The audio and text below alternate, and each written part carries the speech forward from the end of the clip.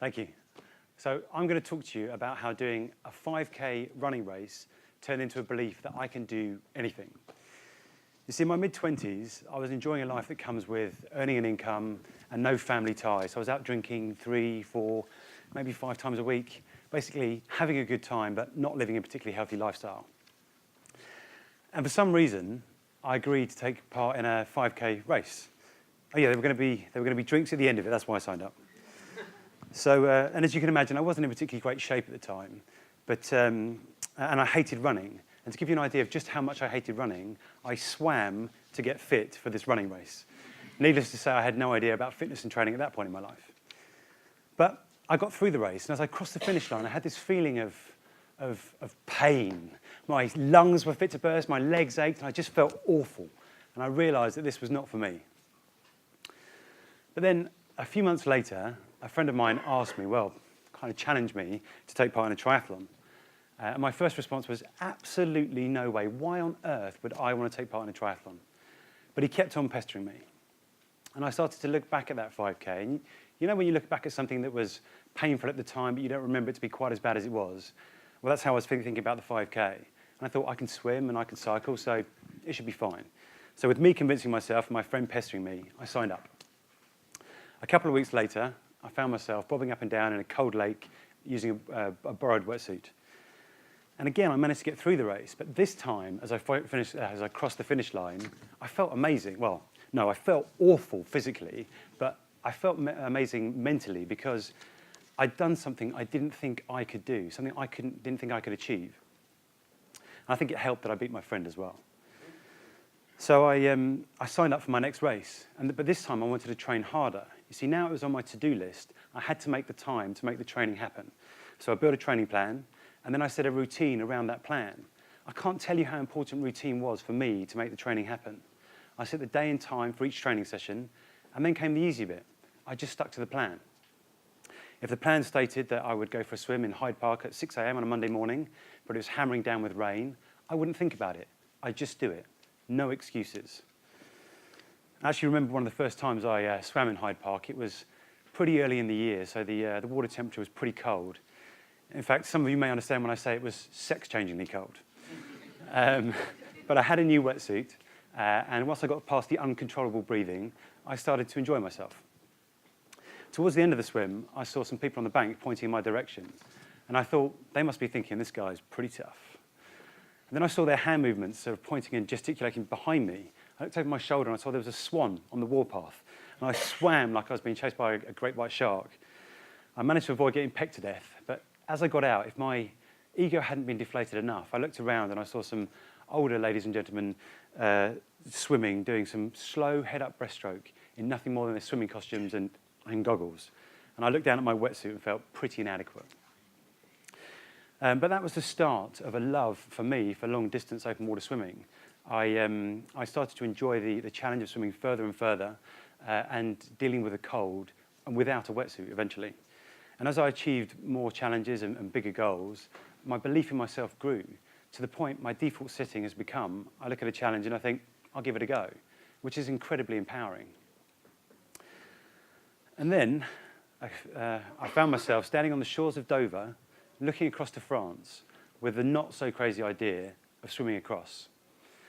You see, my self-belief had kind of got the better of me, and I'd signed up to do this crazy challenge of swimming 21 miles across one of the busiest shipping lanes in the world.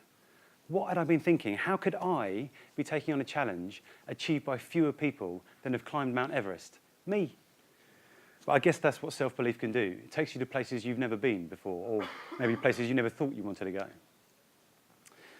It was nighttime when I started my swim, and although it was a July night, it was pretty cold, and this was a couple of years ago. And as I stood on the beach, I was thinking, you know, I was starting to get a bit worried about what was ahead of me. And I was as prepared as I could be. I'd swum the equivalent distance of the length of Great Britain in training over the past couple of years, but you never really know how you're going to feel until you stand at the start of a challenge like this. And I felt pretty nervous. I mean, this was the last time I was going to be feeling solid ground beneath my feet for I didn't know how long. And as I looked at the black, inky water in front of me, my mind started to run away with itself. I thought, is it night time that great white sharks do their hunting? And what about crocodiles and sea monsters? They're on the prowl all the time, right? I had to calm myself down and think, jellyfish are the most dangerous animals in the channel. I'll be fine. So I looked out to my support boat that was in front of me, a couple of hundred yards in front of me. And it was a cross between a tug and a small gin palace. But importantly, it had my boat pilot on board, whose job it was to navigate me across the channel and avoid the big oil tankers and the ferries. And it had my support crew on board, whose job it was to feed me and make sure I was striking the right balance between pushing myself hard enough but not too hard. One of the main dangers in the channel is hypothermia. So they would check on me every now and then to make sure that I was with it mentally. So I signalled to my boat that I was ready to start by raising my arms up. They signalled back with a loud burst of the horn, and the challenge began. I kind of stumbled into the water because the pebbly beach made it a bit difficult for a graceful entry. And I gave myself a few moments to acclimatise to the cold water. And I was only wearing swimming trunks, goggles, and a hat. Wetsuits are strictly prohibited by official channel swimming rules, which were started almost 150 years ago. And thankfully, goose fat is a thing of the past as well, so it stinks and it's really messy. But I did have a tub of Vaseline smeared over various parts of my body to deal with the inevitable chafing. Channel swimming is nothing if not sexy. Within the first minute of starting my swim, I encountered my first sea monster, and it scared the living crap out of me. I swam face first into a jellyfish, or I assume it was a jellyfish because I couldn't see a thing. My lips were suddenly on fire, and I swam away in the opposite direction, only to get stung down the side of my body by another one. I was getting a bit panicky, and I looked around for my support boat, and they were going off in the opposite direction. I was thinking, where the bloody hell are you going? And then I remember my boat pilot saying something about them going left out the front because the tide was turning. So I tried to calm myself down and really tentatively swam over to the boat. I was expecting to get attacked by jellyfish at any moment, but thankfully I didn't. As I got alongside the boat, I found that I made a discovery. I can't swim in a straight line next to a boat. So I was swimming all over the place doing this zigzagging motion, adding unnecessary distance to an already long swim. Maybe something I can practice for next time. At my first feed stop, I realised just how isolated I was going to be. Because you see, I couldn't see a thing, literally nothing at night. It was only at a feed stop when I was next to the boat that I could see something. Channel swimming rules prohibit you from touching the boat or being touched by anyone on the boat. And all these rules are officiated by an observer who's also on the boat. So to feed me, they would drop my drinks bottle down on a line and drop it into the water. I'd grab it and get it down me. I mainly consumed carbohydrate drinks. I tried solids a few times, a handful of jelly babies, jellyfish on the mind, half a banana, but I found that the salt water didn't help them go down, but it certainly helped it come back up again. So I just stuck with my carbo drinks. And these were feed stops, not rest stops. If I hung around too long, my support crew would shout at me to get swimming again, 30 seconds or more, because if I was hanging around there, I'd be getting cold, and I wasn't getting any closer to France. So I'd get my drink down me, get my head back in the water, one hand in front of the other, just keep swimming, just keep swimming. After a few hours, I started to enjoy myself. I'd relaxed a bit, and I was finding rhythm and fluidity in my stroke, and it was going well. And then the wheels fell off. I got this pain in my hip.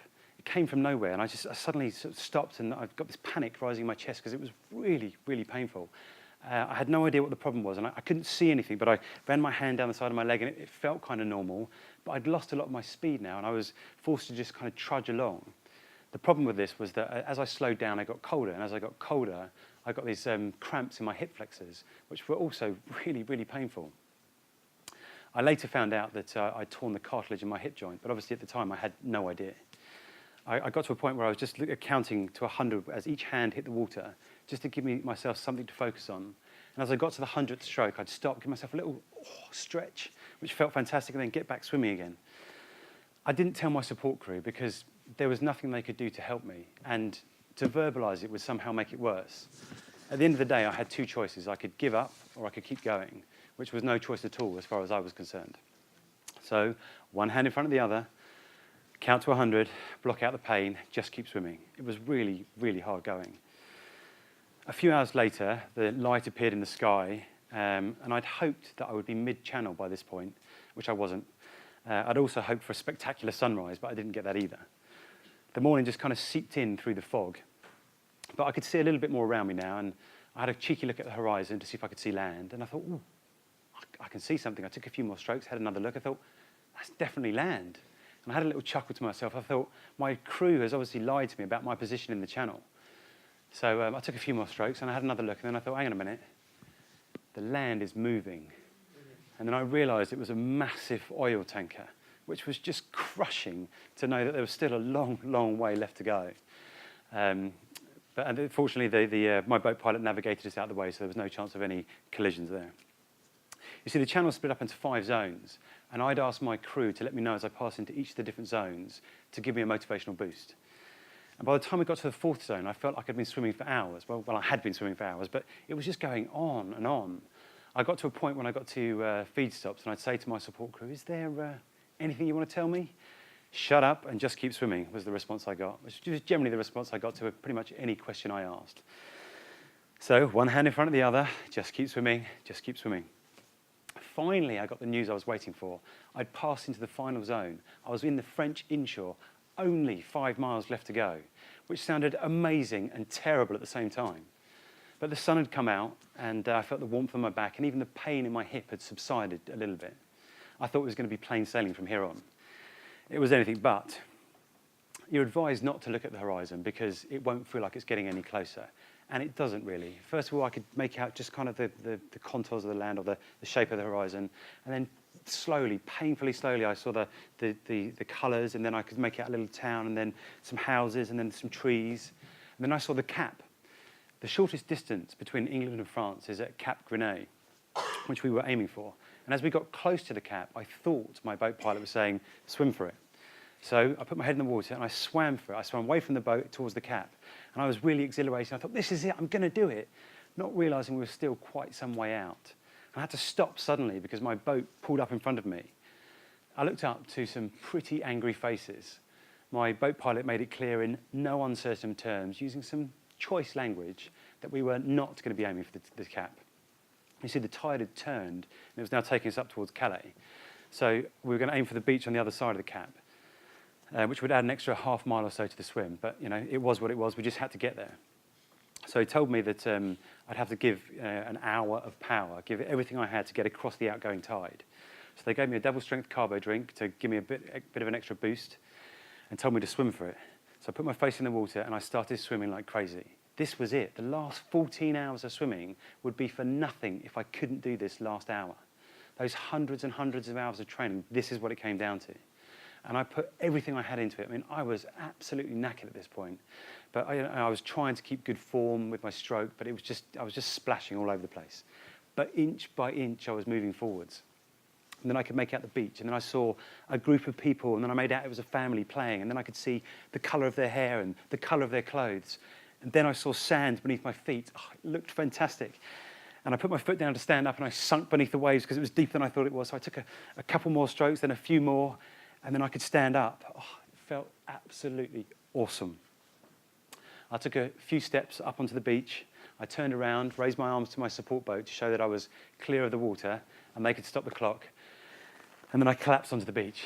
I was absolutely exhausted. If I'd had the energy and my throat wasn't swollen from all the salt water, I'd have jumped up and down for joy and whooped and hollered. But all I could do was just give a little fist pump and think, I've done it.